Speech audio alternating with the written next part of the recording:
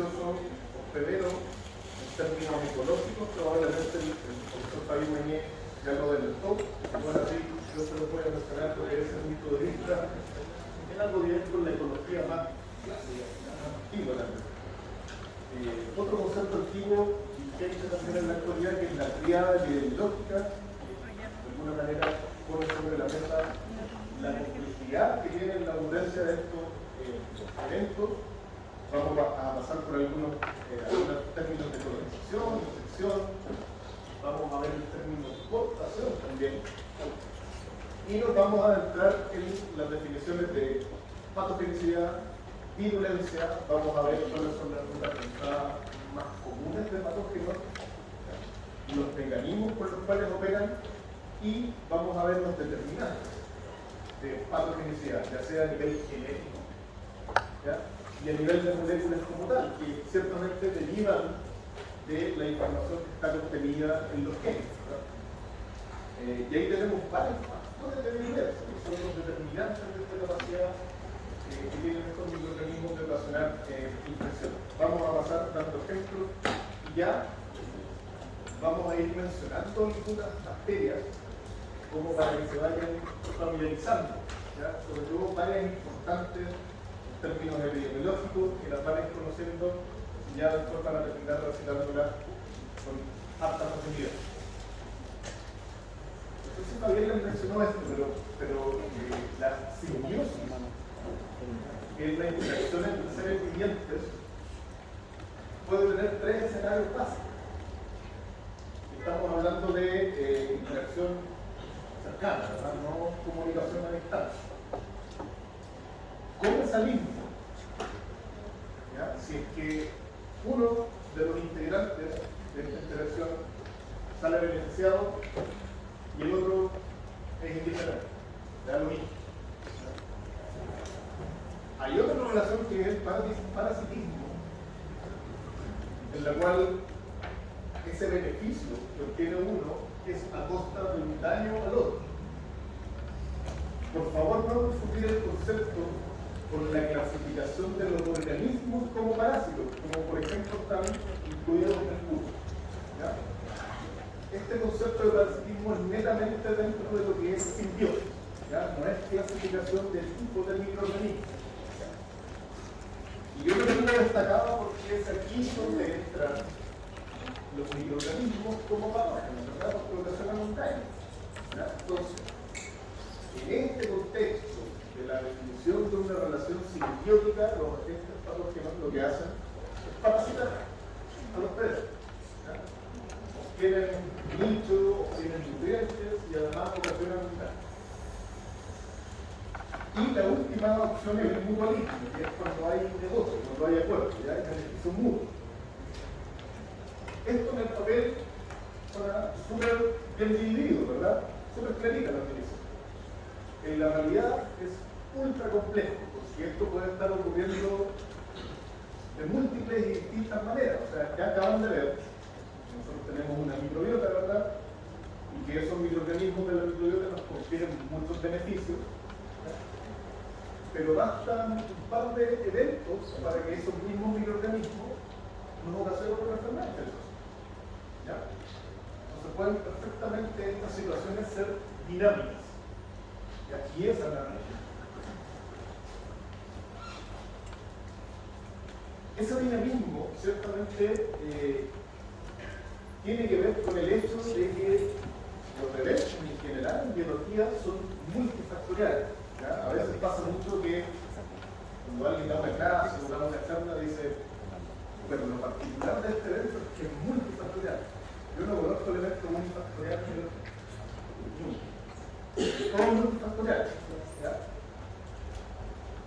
Algo que trata de explicar qué clases de factores influyen en la ocurrencia de una enfermedad infecciosa es la tríada epidemiológica. Entendiendo que es súper compleja esa ocurrencia, clasifica esos factores en tres componentes. Uno, del agente en sí, ¿ya?, que son los agentes que estamos abordando en este curso, ¿verdad? El hospedero, nosotros estamos centrados en salud humana, por lo tanto los hospederos serían humanos. pero además influye en el medio ambiente. Y dentro de cada uno de estos componentes hay una complejidad bien grande, por lo tanto hay factores incluidos dentro de ellos y que pueden perfectamente determinar que una enfermedad infecciosa ocurra o no. ¿Ya? Todos ellos ciertamente son importantes y son relevantes. ¿Qué puede ocurrir cuando hay un encuentro? Cuando se da esta interacción simbiótica entre un microorganismo y un hospedero. Estos conceptos también pueden ser bien dependientes de los autores.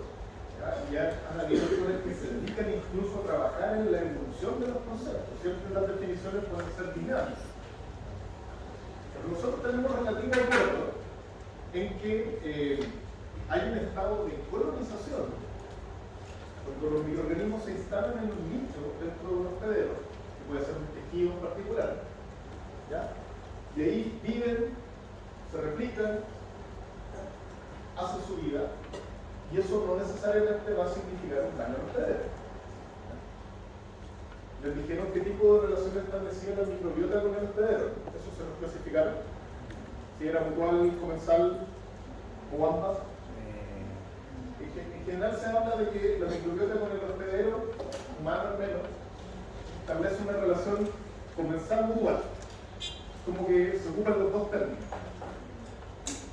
Yo eso es lo que les dejaría como mensaje en la formalidad, comensal mutual. Mi opinión es que es más mutual que comensal, que hay beneficios.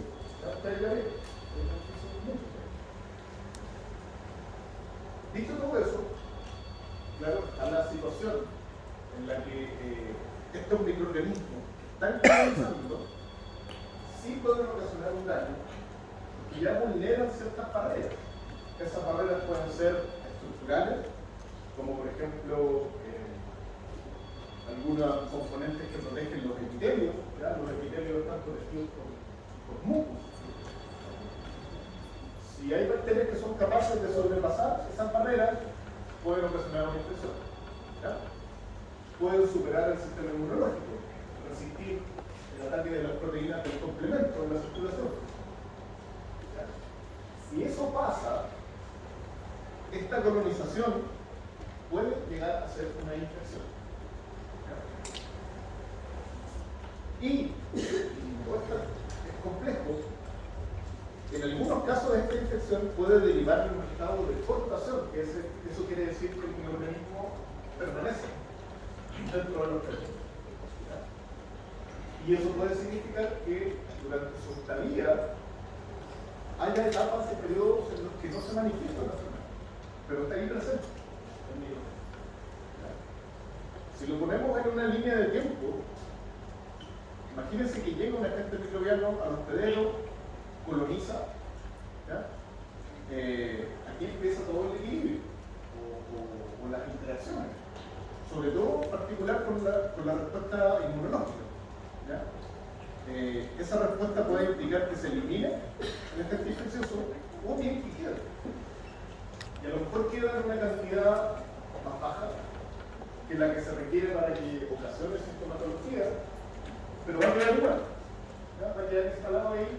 Y eso es lo que se suele conocer como un estado de portación. Entonces una persona puede ser portadora de un patógeno.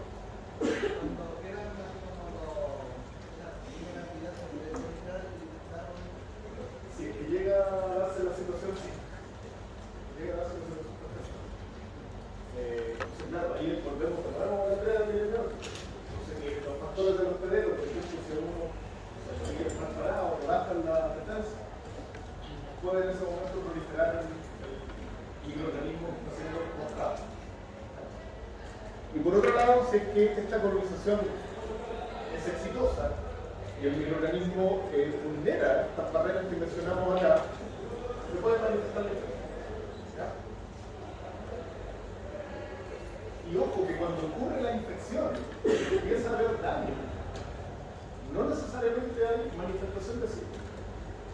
Puede ser lo que se conoce como una infección subclínica. Y después de esa infección subclínica, imagínense que el sistema inmune está todo el rato peleando. aunque pierda el anión del microorganismo. Puede que lo elimine, o bien puede que, de nuevo, quede en una cantidad controlada en un estado de composición. Ahora, si es que hay enfermedad infecciosa, después de la enfermedad infecciosa puede que el agente sea eliminado. ¿Ya? Hay muchas enfermedades infecciosas que son autolimitadas. Por ejemplo, las diarreas, las cosas más comunes, se pasan 5 o 6 días sin tratamientos mayores, solo la hidratación del paciente. Otras que sí requieren tratamiento. Y ahí, en esos casos, ciertamente el patógeno se termina eliminando. ¿Ya? O si, lamentablemente, fallece el hospedero, también en buenas plantas se elimina la gente. Pero puede perfectamente bajar la sintomatología, desaparecer la sintomatología y de todas maneras quedar instalado el patógeno ahí. Entonces la situación puede ser bien enredada, puede ser bien compleja. Ahora pónganse incluso en el caso de que el agente infeccioso sea ya integrante de la microbiota, que eso ya vieron que puede pasar, ¿verdad? Entonces, los términos tienen barreras bien delgadas, límites bien delgados. Y por lo menos, como yo hago las preguntas de esta clase, no suelo hacer preguntas de esos límites delgados, ¿ya? Porque están mucho a la interpretación. ¿Profe? Sí. Cuando es de la microbiota y sube y se manifiesta infección y después baja, ¿no se considera como portador de la infección? Se puede perfectamente considerar portador. Y sobre todo, particularmente en los casos, porque también tenemos que definir cuáles son los límites que le vamos a poner a ese concepto de microbiota. Porque si pensamos en microbiota humana, cuando nosotros ponemos una lista de microorganismos, viene siendo como el promedio de la microbiota humana. Te aseguro que la microbiota de todos nosotros no es idéntica. O sea, algunos van a tener ciertos microorganismos y otros no. Dentro de esos microorganismos hay microorganismos patógenos, cuyo reservorio natural son nosotros. Una persona lo tiene, otro no. Entonces, para la persona que sí lo tiene, ese microorganismo es parte de su microbiota. Pero no es parte necesariamente de la microbiota humana promedio. No sé si me doy cuenta de eso. Entonces, en ese caso, muchas veces esa persona es considerada como portador. Y el concepto es correcto. Entonces, puede ser enredado. No te preocupes si suena enredado. Porque es así. Ok, concepto. Patogenicidad bacteriana, que aplica también para cualquier otro patógeno. Es la capacidad que tiene de ocasionar. Y esa capacidad responde, o más bien viene determinada en gran medida dentro del mismo agente en su genes, en su información genética. Tal como pasa con nosotros. Importante la interacción con el ambiente, ciertamente importante, pero desde la base viene desde el gen.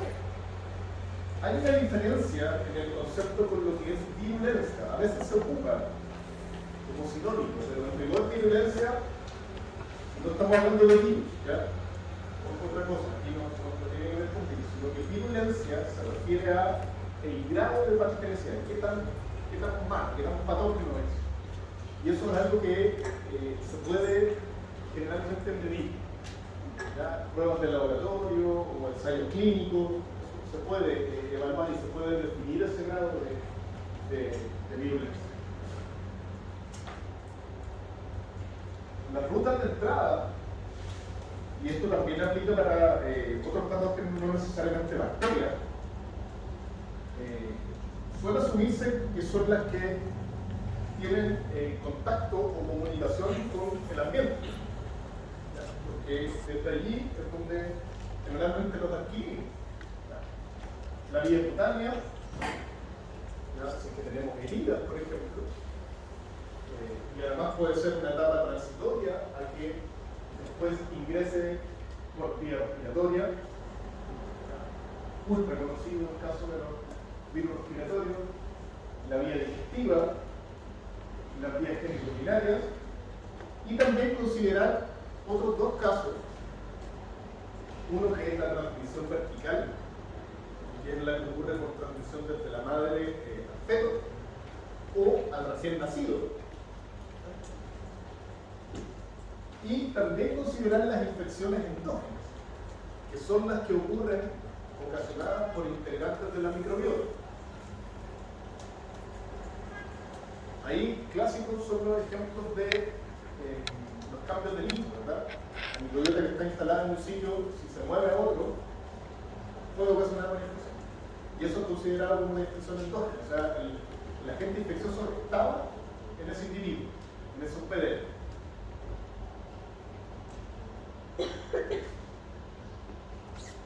Mecanismos de patogenicidad esto también cruzan con otros microorganismos, no necesariamente bacterias.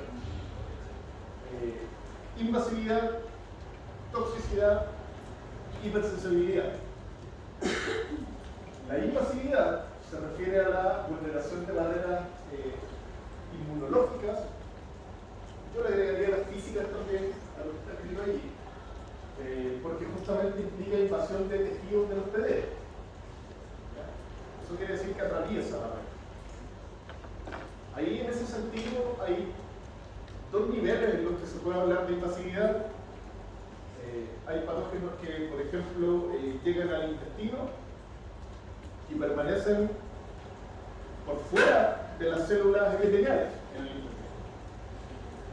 De todas maneras, se les puede considerar como invasivos porque atravesaron ciertamente barreras físicas. Pero hay otro nivel de definición de invasividad, que ya es un nivel más celular. Y eso quiere decir que algunos patógenos ingresan al citoplasma de las células del hospedero. Los dos conceptos son válidos. Ténganlo en consideración. Toxicidad implica la producción de sustancias tóxicas que en su mayoría pueden secretarse, pueden liberarse por parte de los microorganismos, y eso por lo tanto puede significar que actúen a distancia, ¿ya? A lugares donde no necesariamente llega la bacteria, ¿ya? Puede llegar la toxina y ocasionar un efecto deleterio sobre las células que alcanzan. Y eso también puede significar que ustedes pueden consumir, por ejemplo, un alimento contaminado solo con las toxinas y no con la bacteria, y se pueden enfermar. Hipersensibilidad. Aquí entra mucho el componente del hospedero, porque es el daño que ocurre por la respuesta que se genera ante el agente infeccioso. El sistema inmunológico a veces no necesariamente calibra bien esa respuesta, y es como que tirar a bombas. Entonces, no solamente ataca al patógeno, sino que hay un daño colateral importante, y ese puede ser mediado por distintos efectores. Y de ahí las clasificaciones de hipersensibilidad tipo 1, 2, 3 y 4. ¿Cuáles son esos efectores? La tipo 1, las alergias. La clase de Germán probablemente les mencionó que hay muchos hongos que justamente determinan reacciones alérgicas. La tipo 2 está mediada por anticuerpos que se producen contra el agente infeccioso, terminan dañando al mismo hospedero. La tipo 3, que es acumulación por complejos inmunes. El complejo inmune en rigor quiere decir que es el anticuerpo unido con la molécula que reconoce el anticuerpo, con el antígeno. Y esos complejos se depositan, se concentran en ciertos tejidos, y eso termina, los anticuerpos pueden amplificar muchísimo una respuesta inmunológica, entonces termina generándose un daño local donde estos complejos inmunes se acumulan. Y la última es la respuesta citotóxica mediada por células, por actividad citotóxica de células. Tal como ya les mencioné, esto es complejo, ¿ya? Por mucho que nosotros clasifiquemos en el papel, esté súper bien tipificado en los libros, Esto puede estar ocurriendo con todos los mecanismos en simultáneo. A veces suele pasar que un mecanismo predomina en una enfermedad infecciosa. Pero eso no quiere decir que los otros estén ausentes.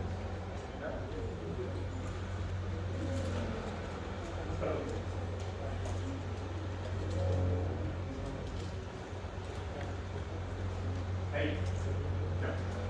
Entonces, ejemplos de bacterias patógenas. Neisseria meningitis, ¿conocían Neisseria meningitis? Ocasiona meningitis. Es una de las tantas causas de meningitis y además, en general, enfermedades invasoras meningocócicas, es la bacteria que se conoce como meningocócica. Y tiene vacunas incluidas en el Programa Nacional de Inmunizaciones, sobre todo una bien importante se incluyó este año, porque en realidad las infecciones son bien serias, pueden dejar secuelas bien importantes y algunos padres tienen una letalidad muy alta. Corynebacterium diphtheria, que tiene una morfología bien particular, es lo que se dice que una agrupación, que se agrupa en letra china.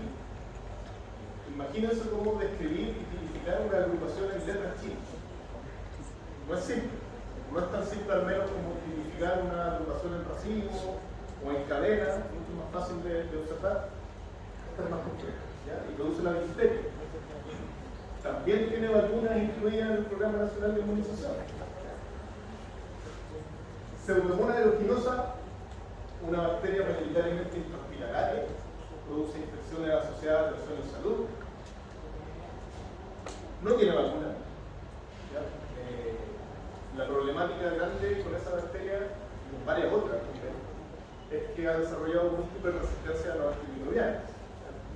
Los pacientes con fibrosis quística, por ejemplo, suelen sufrir infecciones respiratorias por Pseudomonas aeruginosa, una bacteria mayoritariamente ambiental. Staphylococcus epidermidis, esta sí que todos la tenemos. La tenemos en nuestra piel. Y probablemente ustedes la van a cultivar en los trabajos prácticos. Integrante de nuestra microbiota, ciertamente, pero puede producir infecciones justamente asociadas a lesiones de salud. Por ejemplo, cuando hay cirugías. O sea, vive en la piel, si hay una herida operatoria, puede ingresar y ocasionar infecciones. Entonces, muchos casos asociados a cirugías de cadera, por ejemplo, instalaciones de prótesis, son ocasionados por Staphylococcus epidermidis. Todos estos patógenos, y una lista mucho más grande, tienen esa capacidad de comportarse como tal porque tienen determinantes. Y esos determinantes son los factores de virulencia, ¿ya?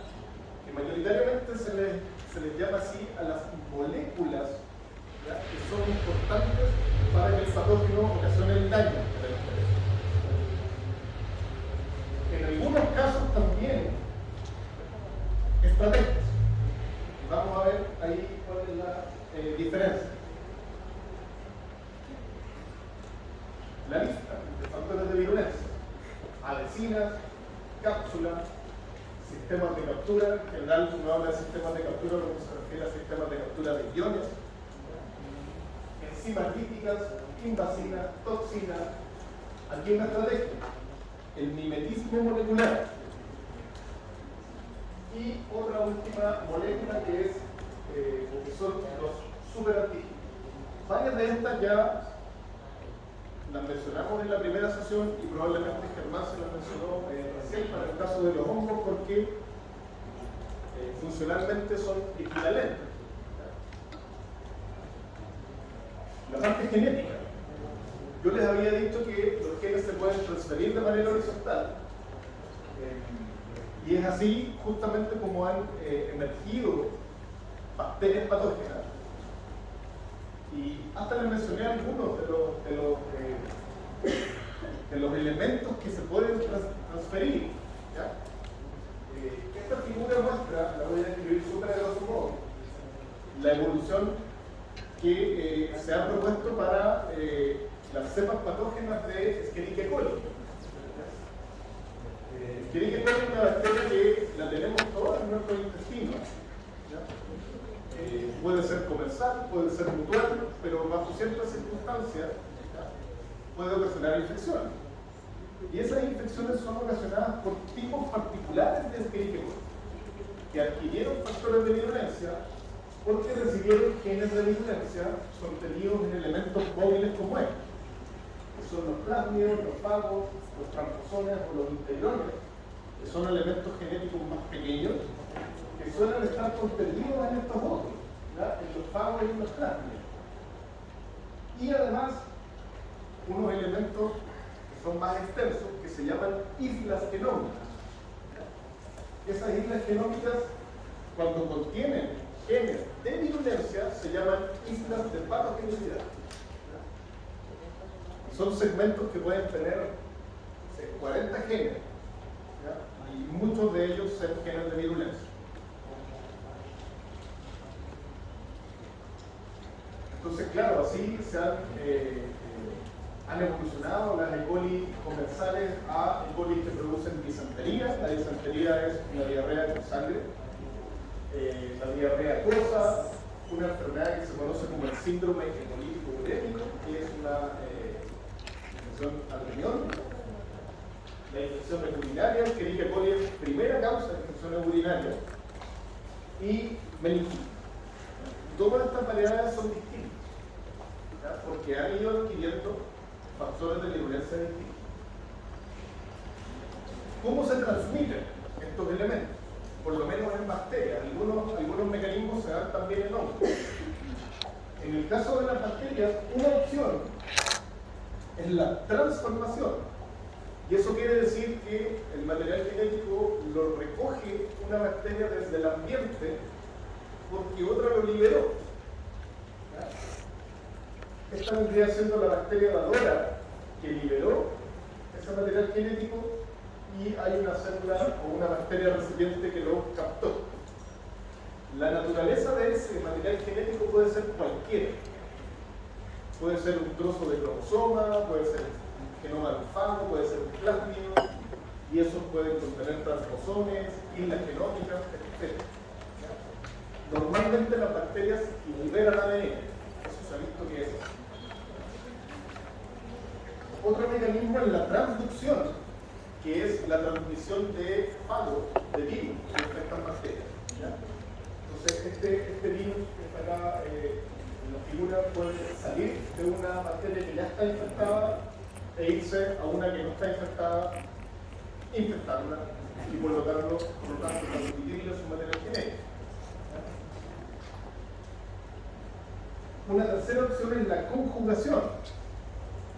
Fíjense que las dos primeras opciones que vimos pueden perfectamente ocurrir a distancia. No necesitan un contacto físico. Esta tercera opción sí. Necesita un contacto físico. Aquí se forma de hecho un puente entre las dos bacterias. Por lo tanto tiene que haber una compatibilidad entre esas dos. Y lo que pasa es que se transfiere generalmente un plástico. Y una última opción, que es bastante más nueva, pero eso viene de otra figura, es la que es mediada por vesículas de membrana externa. Y por ser de membrana externa, se da principalmente en bacterias gram negativas. Se ha visto que bacterias gram positivas también pueden producir vesículas y liberarlas, pero claro, la naturaleza no es la misma, no son necesariamente de membrana externa. Les cuento que en estas vesículas, son membranosas, es como si se liberaran los organelos. Van contenidas proteínas y además puede ir material genético. Y puede ser perfectamente captado por una bacteria que no lo tenía. Esos son los mecanismos de transferencia. Vamos a entrar a las categorías de factores de virulencia, hacemos la lista y con eso terminamos. ¿Sí? ¿Por qué no se podía cambiar negativo y si no se positiva? Al revés. Perdón, sí. Las gram negativas tienen membrana externa, recuerden eso, de la primera clase. La gram positiva no.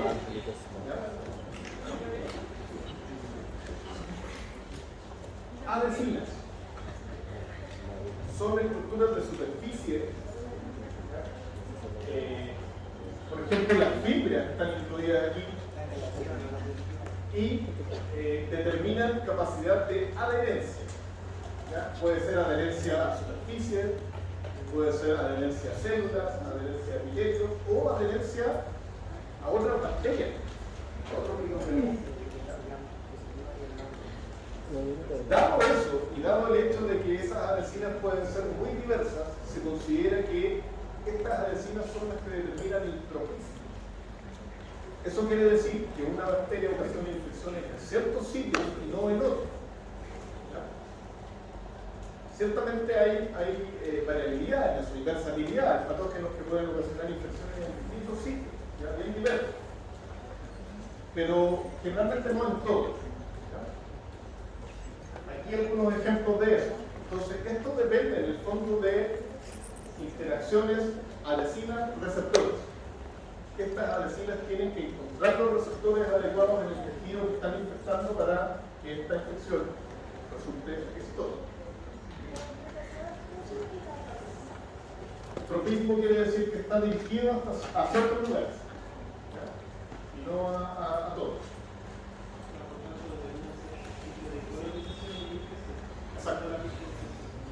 Ambos, porque en el fondo para poder infectar tiene que primero colonizar.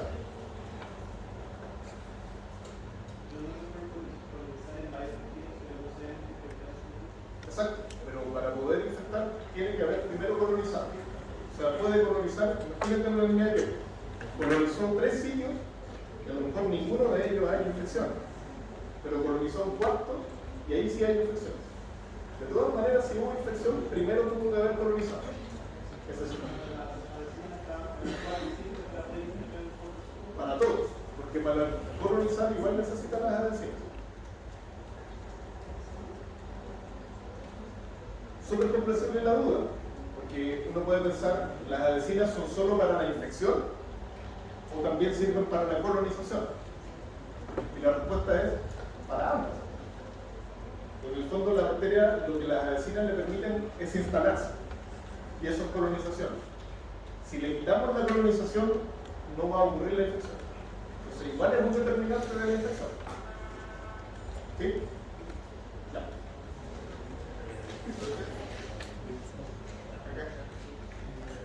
¿Cómo lo hacen las bacterias cuando tratan de infectar tejidos con mucha presencia de otras bacterias?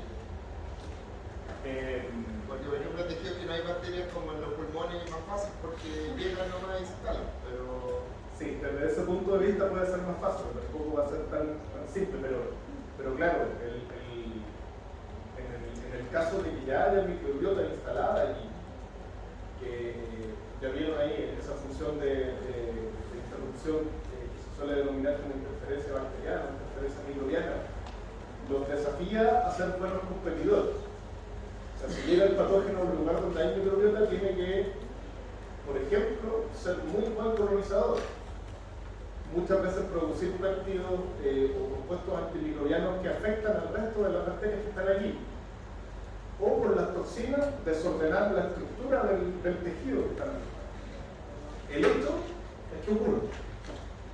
El imaginarse todos los detalles de lo que está pasando, yo creo que ni siquiera ha terminado de dilucidarse. Pero el hecho demuestra que es factible y que ocurre. Eso sí pasa. Un ejemplo que lo vamos a ver más adelante es que, por ejemplo, valga la redundancia, por ejemplo, las bacterias que ocasionan diarrea, que llegan al colon, que es el sitio más colonizado que tenemos por microbiota, degradan mucinas. La microbiota está instalada sobre el muco, entonces estas son capaces de pasar por entre medio de ese muco. Las de la microbiota no. Entonces, claro, hay unas altas ventajas también comparadas. ¿Qué tipos de adhesinas existen? Las que están acá en la lista. ¿Ya? Las fibras ustedes ya las conocían, se las mencioné en la primera clase, y son las que están aquí en la figura, esos pelos. Además pueden haber autotransportadores, que son otras estructuras, la misma cápsula también la sirve de adhesina, el lipopolisacárido, el ácido teicoico, lipoteicoico, y además incluso el flagelo. Pero por excelencia, estructuras que determinan capacidad de adherencia son las fibras. ¿Ya? todas las bacterias producen fibra. De hecho, pueden tener un repertorio distinto de fibra, más de una a la vez. De la mano con lo que es adherencia, necesariamente tenemos que volver a mencionar a las biopelículas. Yo ya les definí biopelículas y les dije que podían formar estructuras bien complejas. Aquí hay una microscopía electrónica donde se ve que las bacterias están conectadas entre ellas. Y esas conexiones son entre porfíridas. Están pegadas entre ellas y además están sobre una superficie.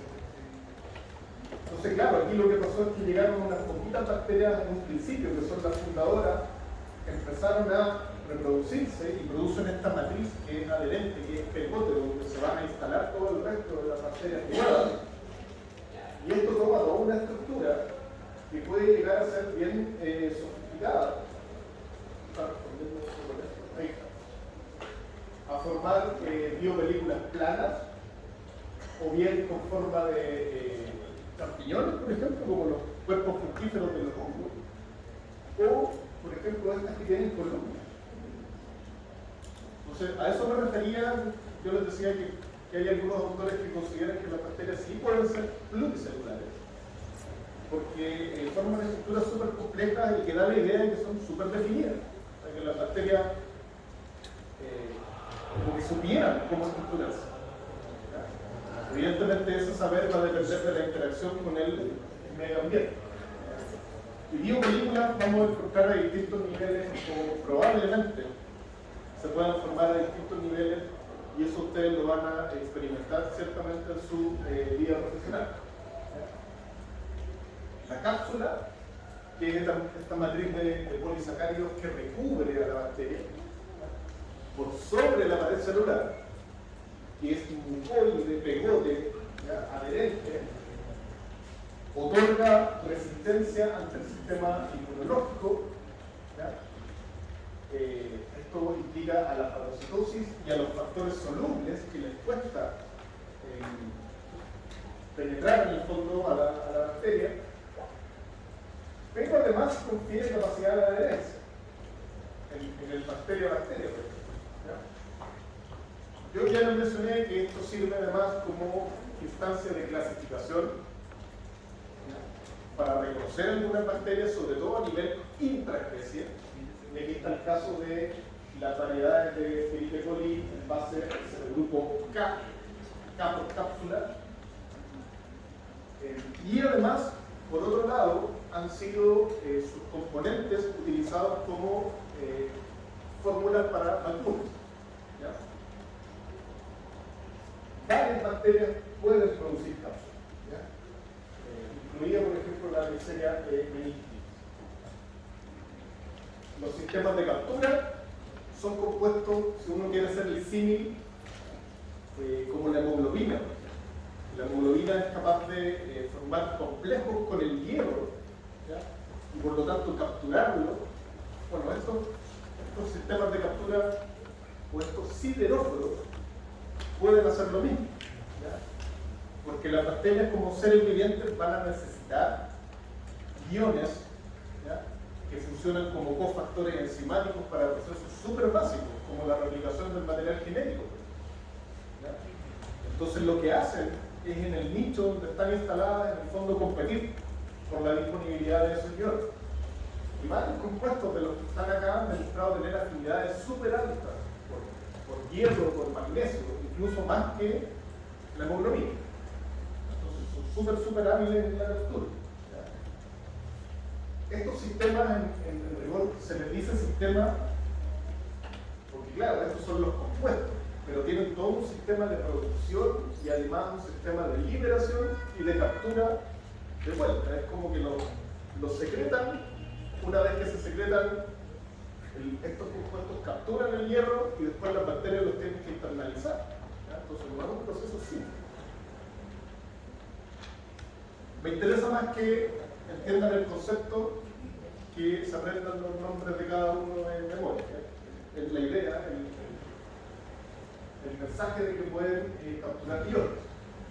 Ya les había adelantado algo de esto. Las enzimas lípicas, las bacterias pueden producir enzimas que degradan mucina, enzimas que degradan matrices extracelulares como el colágeno, la fibronectina, ¿ya? La laminina, todo con el objetivo de ganar acceso generalmente a nichos más profundos.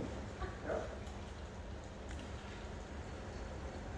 La microbiota en el intestino, que es el lugar donde más abundante yo les había mencionado,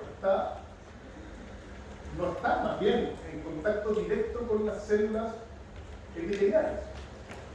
Está sobre esta capa de mucus que recubre el epitelio. Y eso ocurre para otros epitelios también. Entonces, los agentes patógenos que sí necesitan llegar a la cara de la célula epitelial tienen que ser capaces de atravesar esas barreras de mucus. Y efectivamente lo hacen. Y para eso producen enzimas libres. Las invasinas. Este es un tipo particular de adesina, si ustedes lo quieren. Es como una variante de la adesina. Y lo que le permiten a la bacteria es no solamente adherirse, sino que además estimular o iniciar el ingreso de la bacteria al citoplasma de la célula que está siendo infectada. Esa es la diferencia. A veces una adesina puede ser considerada como invasina, tener las dos funcionalidades. Se ha visto que esto puede ocurrir por al menos dos mecanismos distintos. La invasión tampoco es lo más importante el mecanismo, interesa el concepto, que lo conozcan el concepto de invasión.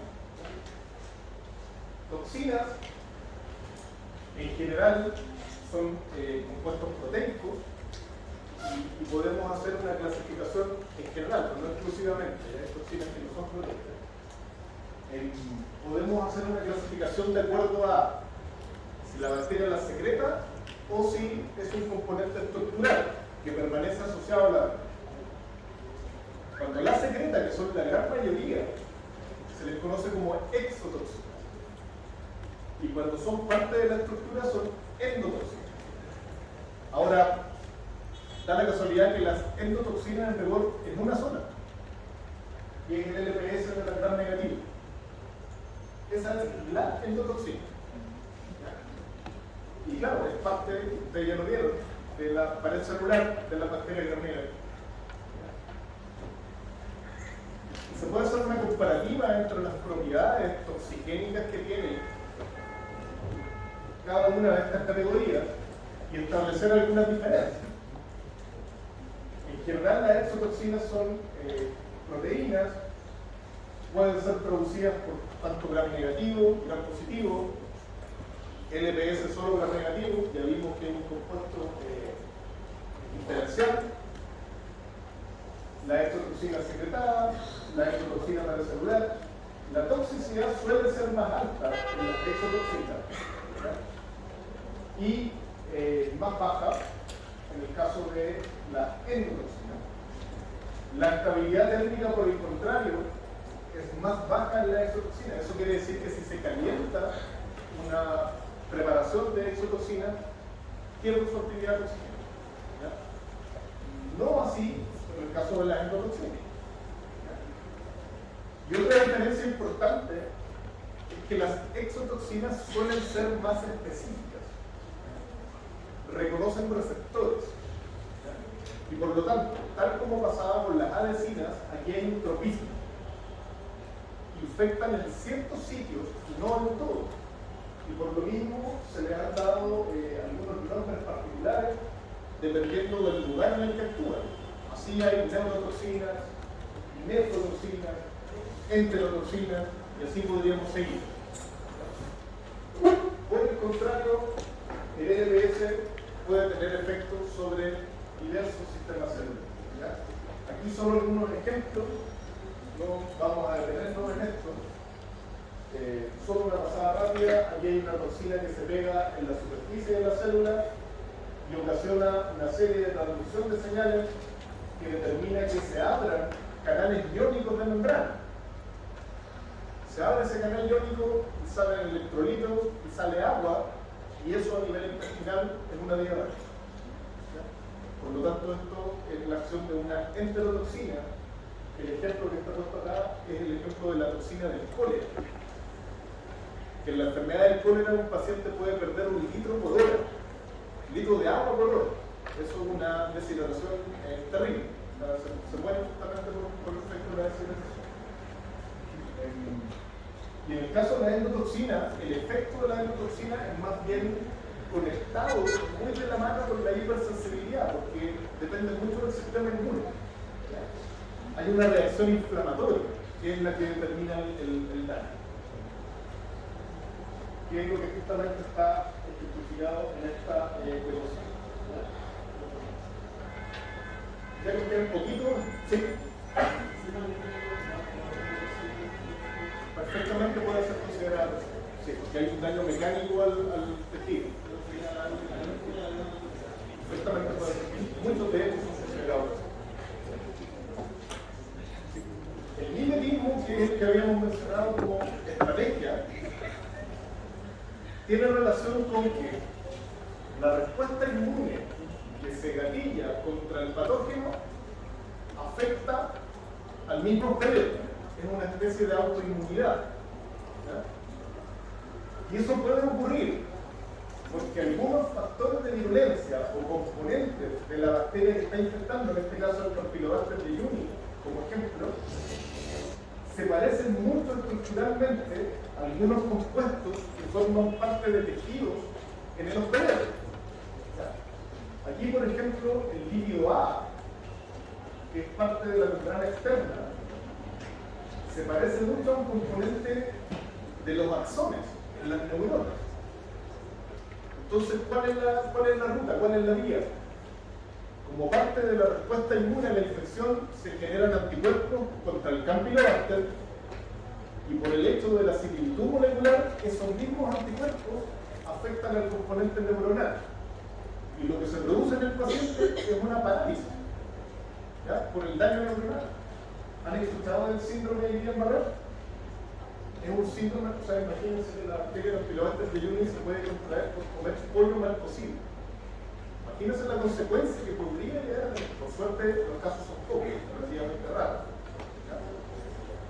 Y además pueden estar asociados a otros tipos de infecciones, algunas infecciones virales. Y los pacientes tienen parálisis incluso de músculos como el diafragma, entonces necesitan ventilación mecánica. Este es un ejemplo de varios de mimetismo. ¿Ya? Puede pasar también con infecciones por estreptococos, por estafilococos y otras bacterias también. Y el último son los superantígenos. También tienen que ver con un potenciador de la respuesta inmunológica que termina siendo dañina finalmente. Y aquí lo que hacen estos superantígenos está en este esquema ejemplificado por este puente y acá por esta especie de Superman que está aquí.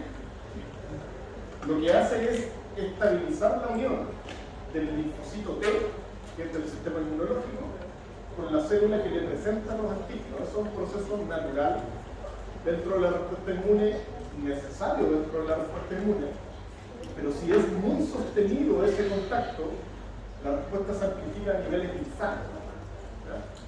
Y eso es justamente lo que hacen los superantígenos. Determinan que la respuesta se amplifique excesivamente, ¿ya? Y eso termina siendo dañino. Un ejemplo de superantígeno es el que producen los estafilococos aureus y algunos estreptococos, y que explican de alguna manera su capacidad de ocasionar infecciones gravísimas como la endocarditis. En los pacientes que son sometidos a cirugías cardíacas, tenemos mucha patología cardíaca, en general, a nivel global. Y uno de los riesgos de esas cirugías es una endocarditis hospitalaria, que puede determinar, o sea, estos casos son letales, son súper